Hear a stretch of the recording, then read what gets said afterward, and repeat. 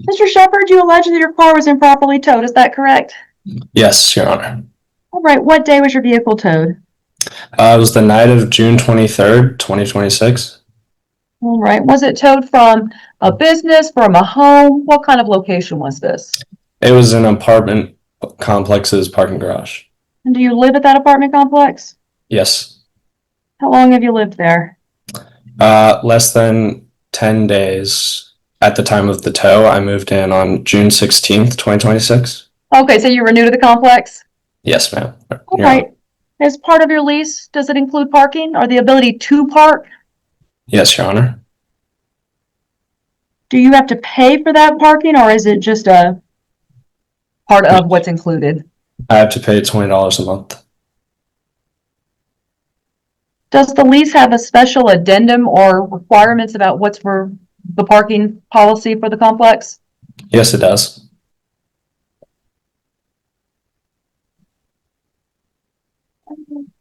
What type? Is it a parking lot? Parking? It's a garage. It's on the ground floor of the apartment complex, and I believe it has like 2 floors. Okay, so it's one of those mixed use. You got to park on the first floor and then you go up. Okay. Mm-hmm.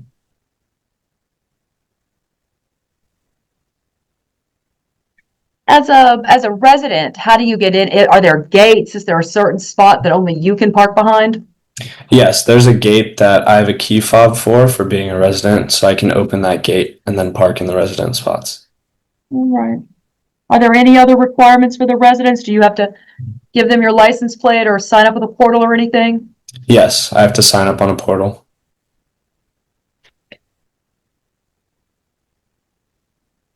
All right, Mr. Shepherd, at the time of your tow, was your vehicle properly entered into the portal? I had my vehicle properly entered at the time of the tow without my updated license plate number from switching to Texas residency. Mr. Shepherd, that sounds like an oxymoron. Either your information was correct in the portal with your accurate license plate number, with your accurate car description, and therefore they towed you wrong, or your information was wrong in the portal. Was your information correct and matching the car that was towed? It was not correct. Why was it not correct? Because I had forgotten to update my license plate number after I had gone through the process of becoming a new resident in Texas. You'd been there 10 days. 6 days. Okay. When you moved in, did you give them your correct information for your car? Yes. And they towed it improperly.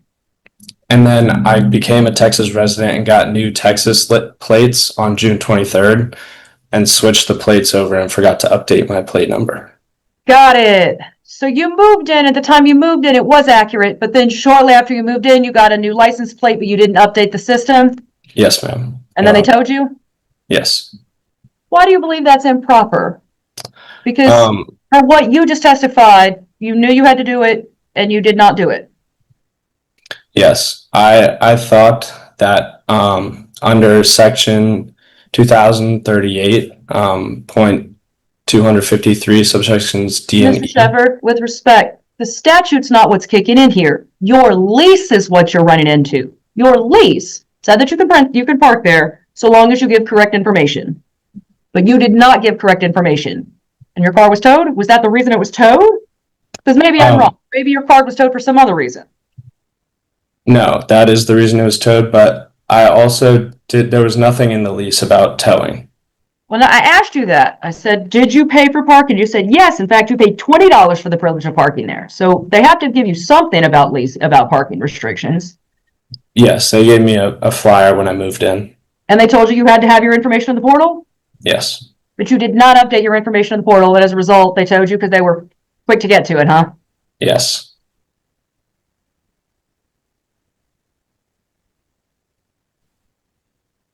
In order for the tow to be improper, because I'm Mr. Shepherd, I absolutely. So just so I'm clear, all in a matter of 6 days, you moved in, you got a new plate, you didn't update it, and they managed to tow you the next day? Yes, Your Honor. Mr. Shepherd, that is bad timing, but at least as I'm hearing, not illegal, just, man, that really happened? Yes, Your Are Honor. you new to Texas, or are we just getting a new car?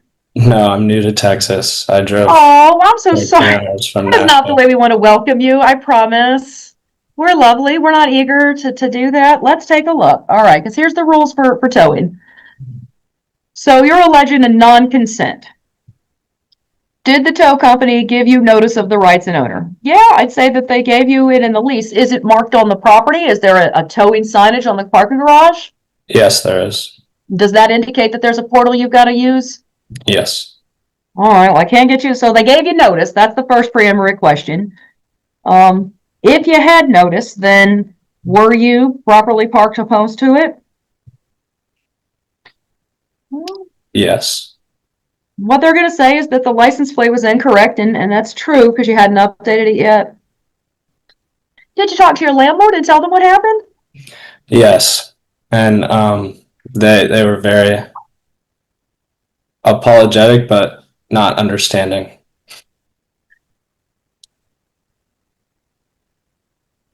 I don't know. There may be lots of issues with parking in the unit here. I see all versions of that.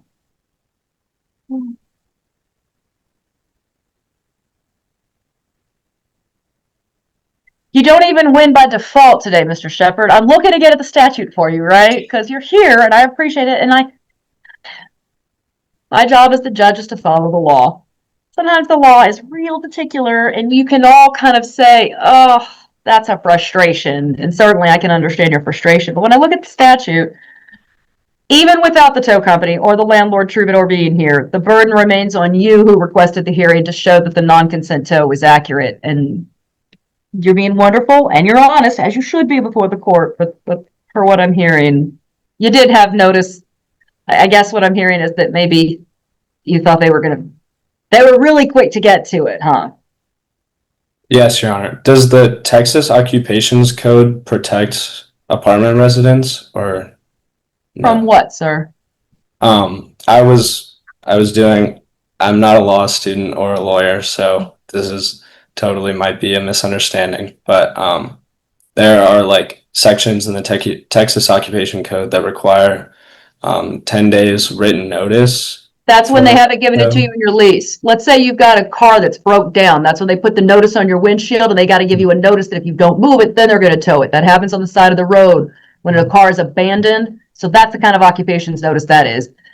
I can't give you any legal advice, but I will say educate yourself about your rights as the tenant. If you have a contract, your contract that lays out your parking rights is going to be the first place to look. After that, then you must go with ordinary signage.